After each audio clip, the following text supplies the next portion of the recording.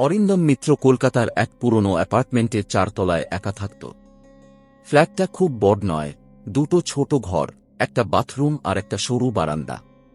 ঘরের ভেতরে ঢুকলেই একটা ফাঁকা ফাঁকা অনুভূতি হতো, যেন এখানে কেউ থাকে কিন্তু জীবনটা কোথাও আটকে গেছে। দেয়ালে কোনো ছবি নেই, টেবিলের ওপর একটা ল্যাপটপ আর কয়েকটা ফাইল, আর বিছানার পাশে একটা পুরনো ফ্যান যেটা ঘুরতে ঘুরতে অদ্ভুত শব্দ করত। অরিন্দমের জীবনও ঠিক ওই ফ্যানটার মতো চলছিল, কিন্তু কোনো উত্তেজনা ছিল না। সকালে অফিস, সারাদিন কম্পিউটারের সামনে বসে ডেটা টাইপ করা, তারপর ক্লান্ত শরীর নিয়ে বাড়ি ফেরা। বন্ধু বলতে তেমন কেউ নেই, অফিসের সহকর্মীরা আছে ঠিকই, কিন্তু কাজের বাইরে সম্পর্ক নেই। পরিবার বর্ধমানে, মা মাঝে মাঝে ফোন করে খোঁজ নেয়, কিন্তু কথাগুলো সবসময় একই থাকে। খাবার ঠিকমতো খাস তো? হ্যাঁ মা, সব ঠিক আছে, কিন্তু আসলে কিছুই ঠিক ছিল না। সেদিন অফিস থেকে ফেরার সময় হঠাৎ সে লক্ষ্য করল রাস্তায় একটা পুরনো জিনিসের মেলা বসেছে। এই ধরনের মেলা সে আগে দেখেছে, কিন্তু কখনো ভেতরে যায়নি। তবুও সেদিন কেমন যেন একটা টান অনুভব করল। সে ভিড়ের মধ্যে ঢুকে পড়ল। মেলার ভেতরে একটা অদ্ভুত পরিবেশ ছিল। নতুন কিছুর ঝলকানি নেই, বরং সবকিছুতেই পুরনো দিনের ছাপ। কাঠের আলমারি, ভাঙা ঘড়ি, হলদে হয়ে যাওয়া বই, পুরনো ক্যামেরা, সবকিছু যেন অনেক বছরের গল্প বয়ে নিয়ে বেড়াচ্ছে। একটা আলাদা গন্ধ ছিল, পুরনো কাঠ, ধুলো আর সময়ের গন্ধ। হাঁটতে হাঁটতে সে একটা কোণা স্টলের সামনে এসে দাঁড়াল। সে বুঝতে পারেনি কেন থেমে গেল, কিন্তু তার চোখ আটকে গেল একটা আয়নায়। আয়নাটা লম্বা, প্রায় মানুষের সমান। গাঢ় কাঠের ফ্রেমে বাঁধানো, আর ফ্রেমের ওপর অদ্ভুত সব নকশা, যেন কোনো অচেনা ভাষা বা প্রতীক। আয়নাটা খুব চকচকে নয়, একটু মলিন, কিন্তু তবুও যেন তার ভেতরে কিছু একটা আছে। সে কয়েক সেকেন্ড চুপ করে তাকিয়ে রইল। স্টলের লোকটা তখন বলল, নেবেন? অরিন্দম একটু চমকে তাকাল। লোকটার চোখ দুটো অদ্ভুত, কেমন ফাঁকা। সে বলল, দাম কত? লোকটা একটু ঝুঁকে এসে বলল, আপনার জন্য কমে দেব। অরিন্দম হাসল, এত বড় জিনিস সস্তায় কেন? লোকটা কয়েক সেকেন্ড চুপ করে থেকে বলল, সবাই এটা নিতে চায় না। কথাটা শুনে অরিন্দমের শরীর দিয়ে একটা ঠান্ডা স্রোত বয়ে গেল। তবুও সে হাসতে হাসতেই বলল, ঠিক আছে, প্যাক করে দিন। কৌতূহলটা তার ভয়ের থেকে বড় ছিল। আয়নাটা সে বাড়িতে এনে বিছানার সামনে রাখল। লাইট জ্বালানো অবস্থায় আয়নাটা দেখতে বেশ সুন্দর লাগছিল, যেন ঘরের ফাঁকা জায়গাটা ভরে গেছে। সে নিজের দিকে তাকিয়ে একটু হাসল। খারাপ না। তারপর সে স্নান করল, খাওয়া দাওয়া করল, আর মোবাইল স্ক্রল করতে করতে শুয়ে পড়ল। সবকিছু একেবারে স্বাভাবিক ছিল। রাত প্রায় 2টো হবে। হঠাৎ অরিন্দমের ঘুম ভেঙে গেল। কোনো শব্দ ছিল না, তবুও তার মনে হচ্ছিল কেউ তাকে দেখছে। বুক ধড়ফড় করছিল। সে ধীরে ধীরে চোখ খুলে আয়নার দিকে তাকাল। অন্ধকারে নিজের একটা অস্পষ্ট প্রতিচ্ছবি দেখতে পেল। সবকিছু ঠিকই লাগছিল, কিন্তু কোথাও যেন একটা অস্বস্তি ছিল, যেন আয়নার ভেতরের অন্ধকারটা একটু বেশি গভীর। সে কিছুক্ষণ তাকিয়ে রইল। তারপর হঠাৎ তার মনে হল তার প্রতিচ্ছবিটা 1 সেকেন্ড দেরিতে নড়ল। সে চমকে উঠে বসে পড়ল। সে উঠে দাঁড়িয়ে আয়নার সামনে গেল। হাত নাড়ল, প্রতিচ্ছবিও নাড়ল। সব ঠিক। সে নিজেকে বোঝাল, ঘুমের ঘোরে ভুল দেখেছি। তবুও তার ভেতরের অস্বস্তিটা কাটল না। সে আবার শুয়ে পড়ল, কিন্তু ঘুম আর এলো না। পুরো রাত সে মাঝে মাঝে চোখ খুলে আয়নার দিকে তাকাচ্ছিল। পরের দিন অফিসে গিয়েও তার মাথা ঠিক ছিল না। কাজ করতে করতে বারবার ওই ঘটনাটা মনে পড়ছিল। একসময় সে কম্পিউটারের স্ক্রিনে নিজের প্রতিচ্ছবি দেখে থেমে গেল। 1 সেকেন্ডের জন্য মনে হল স্ক্রিনে যে সে তাকিয়ে আছে, সে চোখের পলক ফেলছে না। সে মাথা নেড়ে আবার কাজে মন দিল। সবই আমার মাথার ভুল, সে নিজেকে বোঝাল। সেই রাতে সে ঠিক করল, এবার সব ঠিক করে দেখবে। লাইট বন্ধ করে সে বিছানায় শুয়ে রইল, কিন্তু ঘুমাল না। শুধু আয়নার দিকে তাকিয়ে রইল। সময় কেটে যাচ্ছিল। হঠাৎ সে দেখল তার প্রতিচ্ছবির ঠোঁটের কোণ একটু উপরে উঠল। যেন হাসছে। কিন্তু অরিন্দম হাসেনি। সে তড়াক করে উঠে বসল। তার শরীর দিয়ে ঠান্ডা ঘাম বেরিয়ে আসছিল। আবার তাকিয়ে দেখল সব স্বাভাবিক। এইবার সে নিশ্চিত হল কিছু একটা ভুল হচ্ছে।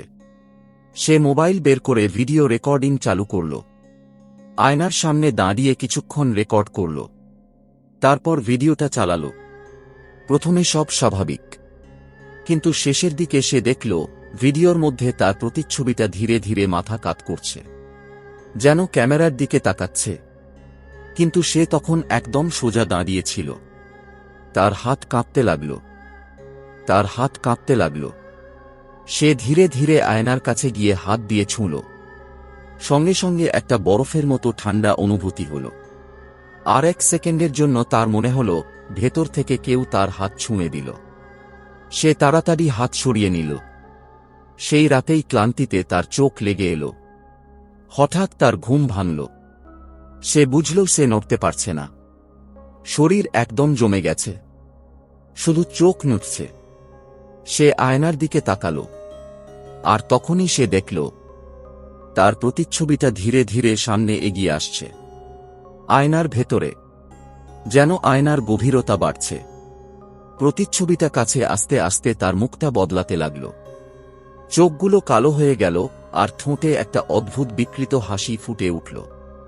তারপর আয়নার ভেতর থেকে একটা হাত বের হল, ধীরে ধীরে, যেন কাচের ভেতর দিয়ে ভেসে আসছে। হাতটা অস্বাভাবিক লম্বা, অন্ধকারে ঢাকা। সেটা অরিন্দমের দিকে বাড়তে লাগল। আর তখন তার কানের কাছে খুব আস্তে একটা ফিস ফিস শব্দ শোনা গেল। তুই আমাকে নিয়ে এসেছিস, এখন আমি বের হব। অরিন্দম চিৎকার করতে চাইল, কিন্তু কোনো শব্দ বের হল না। হাতটা আরও কাছে আসছিল। আর ঠিক তখনই সবকিছু অন্ধকার হয়ে গেল। সকালে অরিন্দমের ঘুম ভাঙল হঠাৎ। সে হাঁপাতে হাঁপাতে উঠে বসল, বুকের ভেতরটা এখনো কাঁপছে। কিছু সেকেন্ড সে বুঝতেই পারল না সে কোথায় আছে। তারপর ধীরে ধীরে চারপাশটা পরিষ্কার হল। নিজের ঘর, জানালা দিয়ে ঢোকা সকালের আলো, টেবিল, ফ্যান, সবকিছু স্বাভাবিক। সে তাড়াতাড়ি আয়নার দিকে তাকাল। আয়নাটা আগের মতোই দাঁড়িয়ে আছে। কোনো দাগ নেই, কোনো অস্বাভাবিকতা নেই, যেন কিছুই ঘটেনি। অরিন্দম নিজের কপালে হাত দিয়ে বসে রইল। সবই কি স্বপ্ন ছিল, সে নিজেকেই প্রশ্ন করল। কিন্তু তখনই তার চোখ পড়ল নিজের বুকের দিকে। হালকা কালচে একটা দাগ, যেন কেউ শক্ত করে চেপে ধরেছিল। তার শরীর দিয়ে ঠান্ডা স্রোত বয়ে গেল। সে জানল সবকিছু স্বপ্ন ছিল না। সেদিন অফিসে গিয়েও সে ঠিক থাকতে পারল না। মন বারবার অন্যদিকে চলে যাচ্ছিল।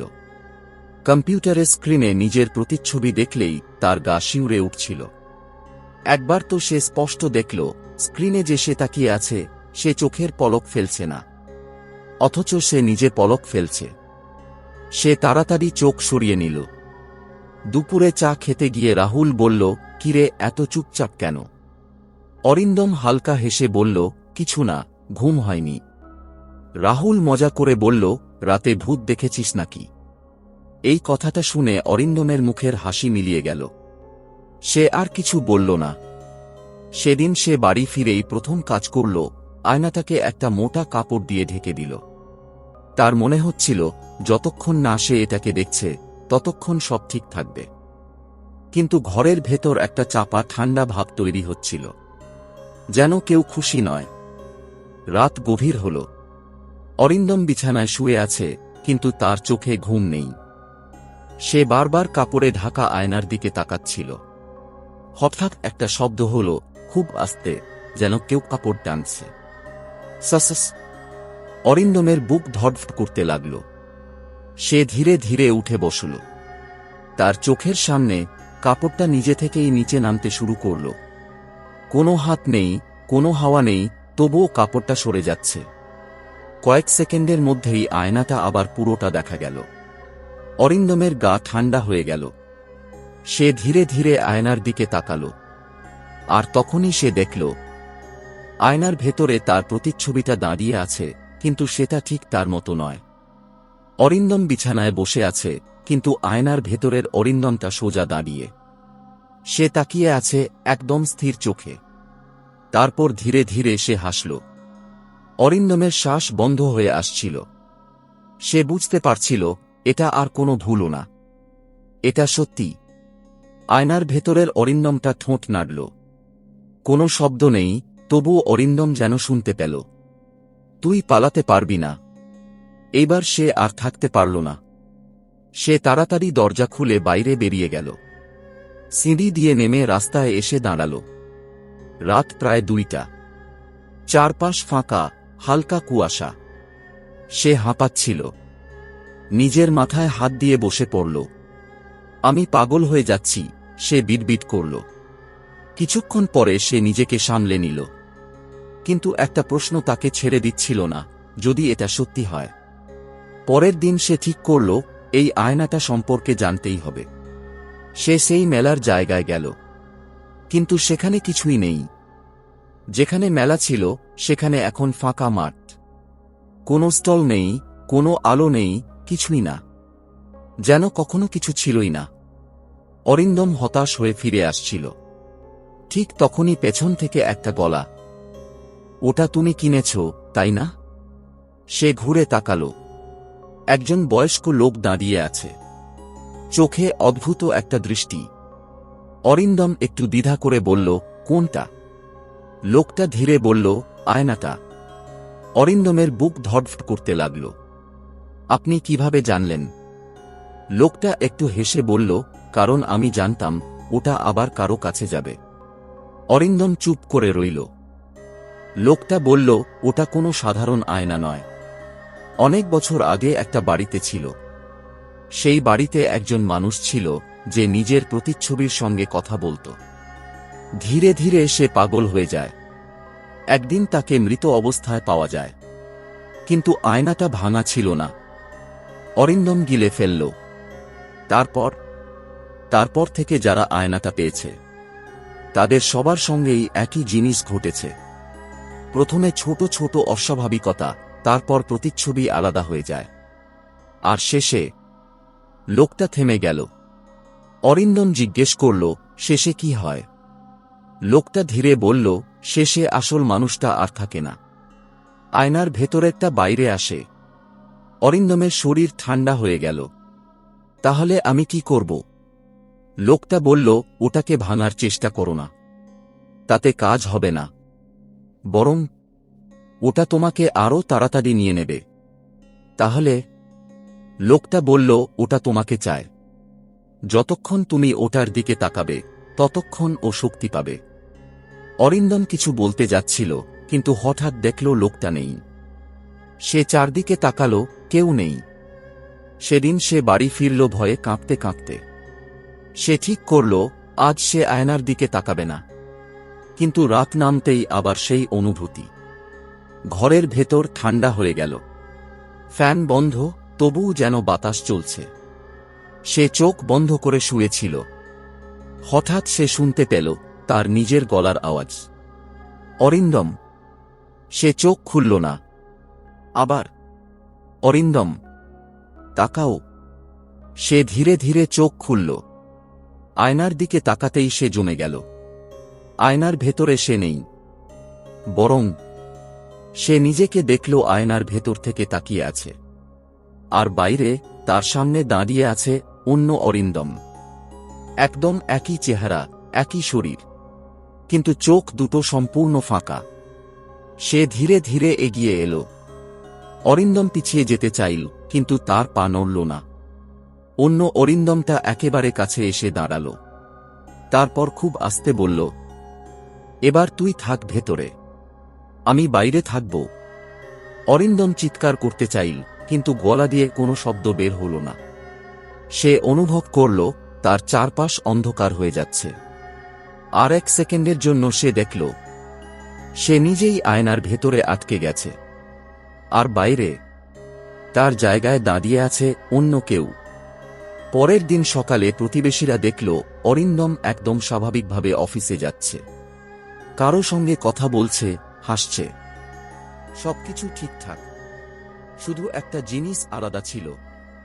সে যখন লিফটের আয়নায় নিজের দিকে তাকাল, তার ঠোঁটে ধীরে ধীরে একটা অদ্ভুত হাসি ফুটে উঠল, যেন সে নিজেকে চিনতে পারছে না।